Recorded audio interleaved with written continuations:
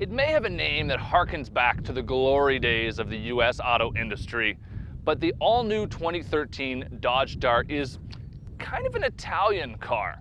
Now, the car is based off is the Alfa Romeo Giulietta, and that's a hatchback, and it's for Europe. So understandably, this is a bigger vehicle, and it's a sedan. So the car itself has been stretched 3 inches between the wheels. It's 2 inches wider and about a foot longer overall. In fact, it's so much bigger that it's actually classified as a midsize, even though it competes in the compact segment.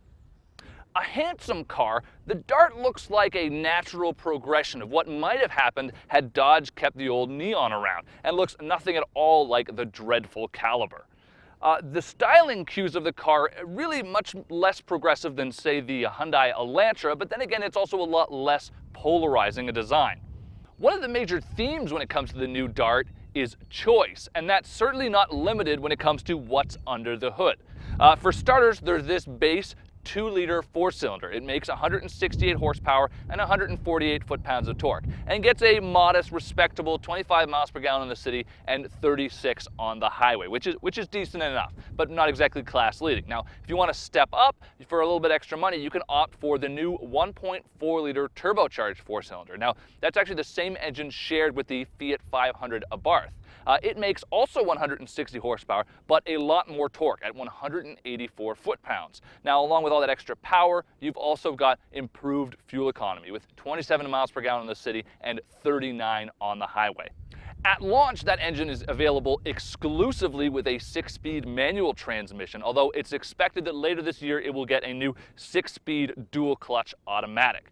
Now, roughly right around the same time, Dodge will introduce its third engine for this car, and that is a 2.4-liter model that'll go in the RT. And it'll make 184 horsepower and 171 pounds-feet of torque. As the Dart is an all-new car, there's a lot to talk about in the interior, especially as Dodge's theme of choice comes into play here again. There are a total of 14 different interior color options, and on top of that, there are 5 trim levels. So there's sort of a never-ending list of ways you can, spec out your specific Dart. I should point out that even the base SE model comes with a cloth seat that I don't hate, something very unusual in the compact segment. It's important to note there are soft touch surfaces pretty much anywhere there needs to be on the dash, as well as anywhere you're going to rest your arm, which is nice. If there is a downfall in here, something you might want to watch out for, this sort of cowl on the dash is something that I'm pretty sure I could pry off with my bare hand. So durability might be something to watch in this vehicle. Starting at $15,995, the price seems pretty good, although I'd argue that that's not really what you'd normally be paying because the base car doesn't come with air conditioning. So you got to spend an extra $995 to get an option pack, and with that you get air conditioning as well as some nice features like a remote keyless entry.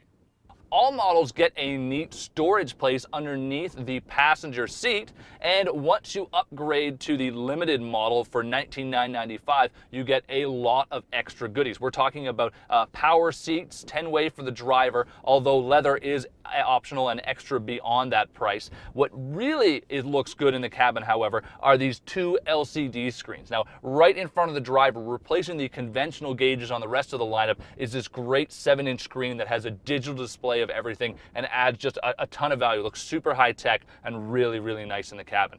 On top of that, an even bigger screen, an 8.4-inch version for the Uconnect system, which allows you to use Bluetooth, as well as has some really nice displays for controlling things like climate control.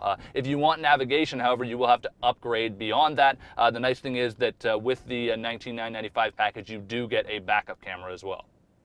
Classified as a midsize, the Dart feels it on the road, both in terms of it being a pretty calm, quiet, and comfortable ride, but also just in regards to how much of the road it takes up.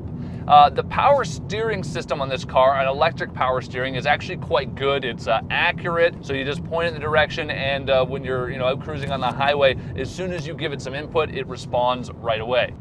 The base 2-liter 4-cylinder would not be my first choice for this car. 160 horsepower sounds pretty good, but in the real world it's not. It's not too bad driven around town at a very modest pace, but ask anything more of it and it's just not there. My engine choice would definitely be the 1.4 liter turbocharged engine, an extra $1,300 option on the Dart. You certainly won't mind spending that money when you feel it. The added torque in particular feels really good, especially when it is mated to a 6-speed manual transmission, really giving you full control of all that power. A genuine product of the new era at Chrysler, it's still hard not to be a little apprehensive about the brand's less than stellar reputation for reliability, especially on an all-new model and one that's competing in the same class as the Honda Civic. Sure, it has an attractive starting price, a lot of great options and features, and on the whole is actually a solid and well-built, attractive vehicle. But to get one that you really want to drive, you have to move up to the SXT trim, and you're going to want to get that 1.4 liter turbocharged engine.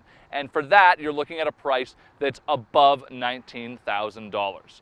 So the Dart, really at the top of its range, is a very attractive vehicle, perhaps one of the most attractive in the compact set.